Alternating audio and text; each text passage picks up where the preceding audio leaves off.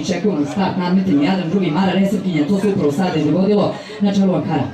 Ankara na trenutak dobro iskočila Princess Mia, ali pada na četvrtu poziciju, na drugom mestu je Big Red. Ankara, Big Red s polja napreduje Wolf sa mladim Aleksom Stanarevićem u sedlu, treća pozicija za Big Reda, na četvrtoj poziciji Magdalena, peta pozicija Princess Mia, šesta pozicija Kolumba, sedma pozicija Rajdor Tajić.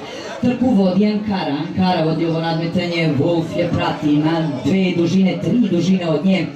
Ne bi valjalo sada da Ljubomirović počne da gubi živce na Markazovoj kćerki, trku vodi Ankara. Ankara, Wolf je onaj koji je stigao štalskoga druga legionara kada se previše odvojio, međutim Ankara vrlo lepo vodi ovo nadmetanje kao da Wolfov zaostatak biva sve veći. Na trećoj poziciji kao dižemo od Đokej Šašić na Big Reda. Ankara sigurno vodi ovo nadmetanje, Ankara sigurno vodi ovo nadmetanje, plako.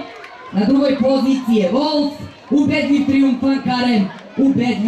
Ankare, borba za drugo mesto, Wolf si izdeo, da li će to gaziti Big Red? Tesno, mislim da nije, ali vidjet ćemo.